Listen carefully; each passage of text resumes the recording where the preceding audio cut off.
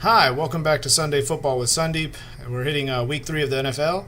Last week wasn't too bad. We're going to talk about that. I really want to thank everybody for their support from the first week. Hopefully we can get better, more viewers. Please feel free to share. Again, I'd like to thank anybody who sent me some emails and comments. Keep those coming. That helps me out. We can keep making this show better. I went 6-5 last week on my picks. I hopefully can do better than that this week. I didn't do too good on fantasy. There's some reasons why I think I didn't do too good, but I'm going to keep working at that. Also, people helping me with that will make me better.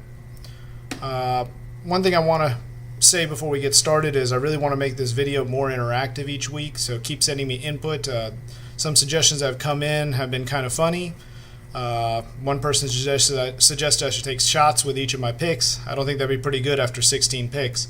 Some other suggestions have included having more in the background, which I'll add as time goes on, including hopefully a video screen where I can put up clips, videos, and recap of all my picks. Also, last week people mentioned that they were a little confused about what betting spreads are and over-unders. Briefly, handicapping in general is a practice of assigning an advantage to a team through scoring compensation. That being said, a team can get a point advantage based on their spread. People can bet on this spread, meaning that they can pick a team where they think they'll cover this spread or not. That's essentially the point of betting. The over-under reflects the total score of the game. You basically take the score at the end of both teams, add it up, and that gives you the over-under. People can also bet on this where they think a team will go over this point, whether it's predicted, whether they actually do it or not. Again, another form of betting on a game. They also have prop bets, but I'm not going to approach that in this video or these videos. I'd be happy to answer these questions if people have more questions about that. But prop bets are a little more difficult and a little harder to predict. Usually saying prop bets are only indicated just for fun, as all betting should be. This week, Thursday night, we had the Redskins at the Giants. It was a pretty good game. I don't know if anybody watched it. It scored a lot of points. Went well over the over-under predicted of 45 points.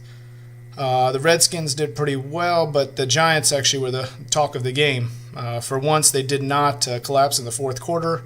They had a 10-point lead again, and I think if they can keep that up with these leads at the end of the game, keep from collapsing and finish these games, they may be a playoff or a wild card contender, but very early in the season, we'll see how that goes. Let's start off with the bets this week. First game is Steelers at the Rams. Last week, we saw Vegas rebound from a terrible Week 1 for them. Week 1 went well for everybody. Week 2, they saw some losses. Basically speaking, two out of the 6 biggest games bet last week only covered. This being said, the old adage of saying the house always wins needs to be followed. It's always a good idea to fade the public betting. Last week, the public backed the Rams, Dolphins, Titans, Cards, Pats, and Lions. The only teams that covered that were the Cards and Pats. As you saw in my picks last week, I went against some of those and did pretty good. We're going to talk about that this week. That being said, the Steelers are one of those picks. The Steelers at the Rams, you get the return of Le'Veon Bell for the Steelers. Very, very potent offense coming back. Ben Roethlisberger is starting the season off well, and again, he's going against one of the best defensive lines with the Rams. Normally, I would say, as I did last week, to fade the public betting. However, this one, I see the Steelers putting up 21 to 28 points, and I don't see the Rams keeping up with that. I'm going to bet on the Steelers, though, again, it's a little different than what I'm saying on my previous input and my previous videos, but we'll talk about this a little bit later on. Next up, we got the Chargers at the Vikings. It's a battle of 1-1 teams. The Chargers start off strong, then looked terrible last week. The Vikings did the exact opposite. Started off bad and looked strong last week. Adrian Peterson was successful on the run against the Lions, which I told y'all he might be.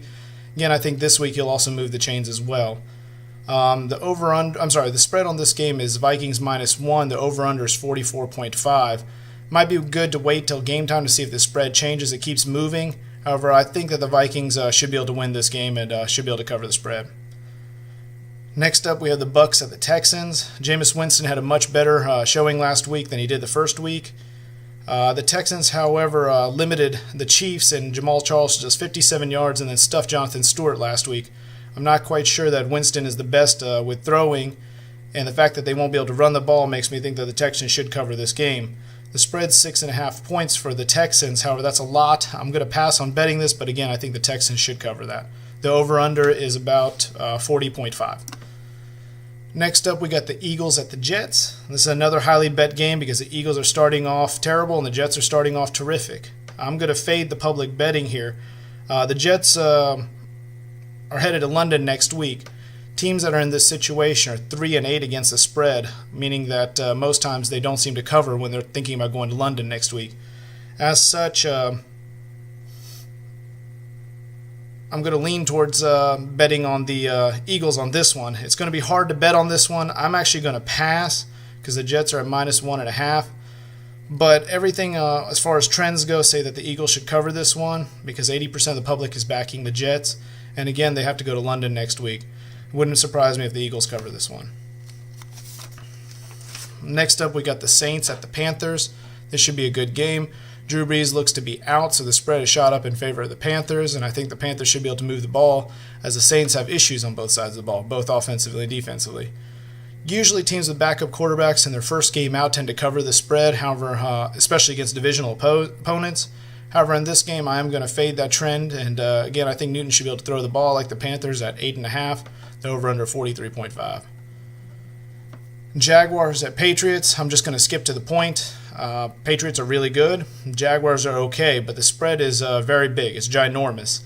I'm not sure how much the Pats will win by. Usually in the NFL, spreads greater than 9.5 to 10 points rarely cover. 72% of the public is backing the Patriots, which again makes me think that the Jags may cover this spread. Again, though, that's a huge spread. I'd stay away from this game. The over-under is 49 points, but again, the line is Patriots -14 points. The Bengals at Ravens. It should be an interesting game. The Ravens' defense is really struggling without Terrell Suggs, and Andy Dalton should be able to pass again this week. But it's hard to see a Ravens team lose 3 straight, especially at home with their opener. There are too many questions to bet this game. The trends, however, point to the Ravens covering that. So if we were betting on this one, I'd have to lean towards the Ravens. Then again, so far as trends go, Bengals have won 4 of the last 5 games they faced the Ravens, when they faced the Ravens. However, the Ravens are also facing the Steelers. So again, I'm going to pass on this game, but my lean is towards the Ravens, but there are a lot of betting trends that favor the Bengals and vice versa. Again, I think this is going to be a pick-em, deciding on who you think you like more in this game. I'd lean towards the Ravens. The line currently is Bengals -2.5, over under 44.5. Next up is the Raiders at the Browns. Johnny Manziel looked better last week, but if we took a closer look at that, he really only went about 5 for 12 with about 44 yards outside of those 3 big plays that resulted in touchdowns. That being said, I like David Carr with the Raiders. I like Carr with the Raiders, as I think he'll be able to move the ball, especially in the air. The Browns are just 9-17 against the spread as favorites. Usually they do better as underdogs. That being said, I would lean towards the Raiders here at getting points. The spread right now is the Browns -3.5, over under 42.5. Again, if the Raiders were favored, I'd probably take the Browns, but again, since the Browns are giving up points, they usually don't do good in these situations. I'm going to lean towards the Raiders. Next up is Colts at Titans. This is another highly bet game. As I mentioned earlier, we got to look at these trends. There's a ton of action on Colts as people think they're due for a win. Andrew Luck's surprisingly 13-2 against the spread, coming off a loss, with one of those failures to be last week where he didn't cover. Plus, the Colts are 7-0 against the spread against the Titans in the last 7 games. However, I'm going to buck the public trend on this one until the Colts can show me they're better and they can actually block for Andrew Luck. I'm going to take the Titans at +3. Of note, again, I don't blame anybody if they pass on this game. It's a tough game to bet on because Andrew Luck would appear to be due. He last week looked pretty terrible. He couldn't get any blocks for him, was getting sacked, and it should be a tough game again for him this week. I would lean towards the Titans, but I can understand if anybody passes. It's going to be tough for me to bet on this game. I don't like to chase my bet, as I bet on the Colts the last 2 weeks and lost, but I don't advise anybody to chase their bets again. Falcons and Cowboys are up next. Romo's out. That's the news of the game, and Whedon will be starting. I like to, as mentioned earlier, bet on quarterbacks that are starting their first game. They tend to do well, and also 84% of public money is on the Falcons, so it's very tough to bet on that game. I'm going to go against them and bet the Cowboys again. They've been winning for me since the beginning of the season. Last week they were my underdog pick of the week, and they covered. I'm going to go again with the Cowboys.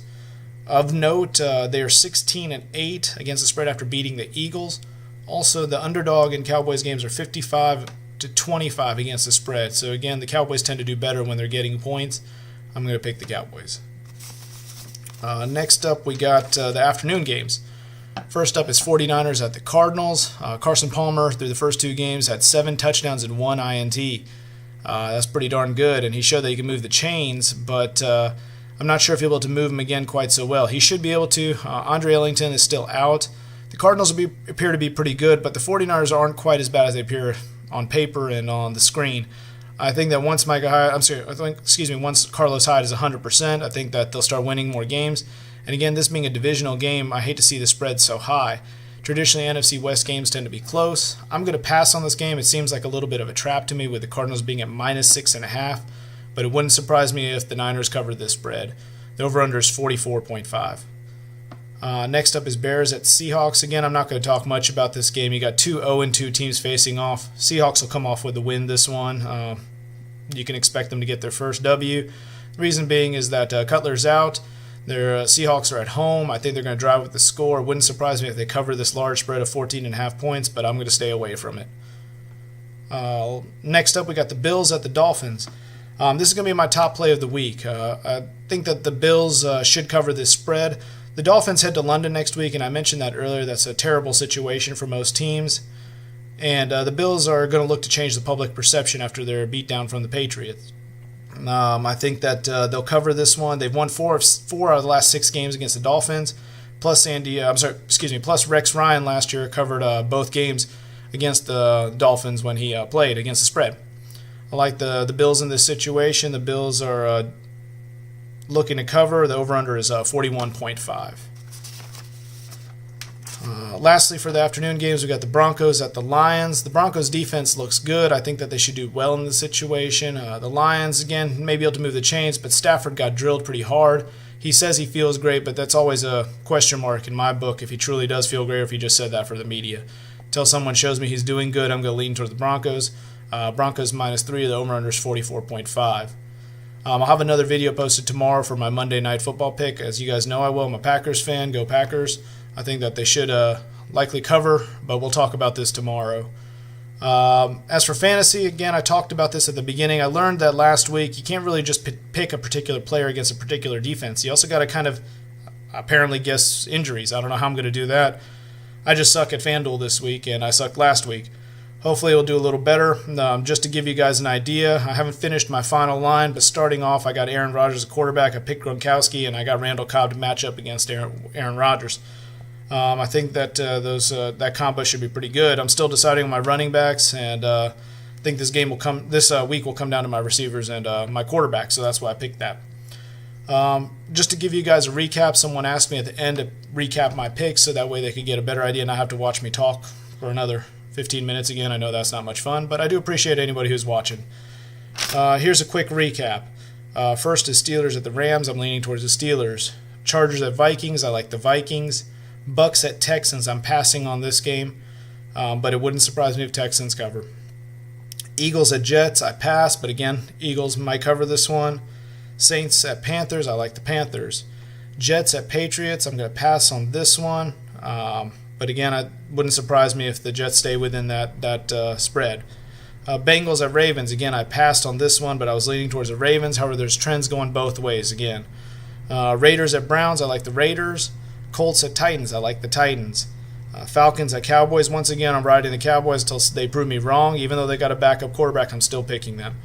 49ers at Cardinals. I'm going to pass on that one, but I think the 49ers should cover that one given the large spread and it being an NFC West divisional game.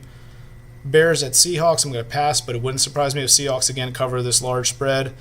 Bills at Dolphins. Again, I love the Bills in this situation. It's my pick of the week. Hopefully it'll win. Broncos at Lions. I'm going to pick the Broncos, and then I'll let you know about my Monday Night Football picks. Again, I'd like to thank everybody for watching this video. Feel free to share. Please email me at sundayfootballwithsundeep@gmail.com with any suggestions, questions, comments. I'll keep adding to this. Appreciate it, guys. Go Packers. Have a good Sunday.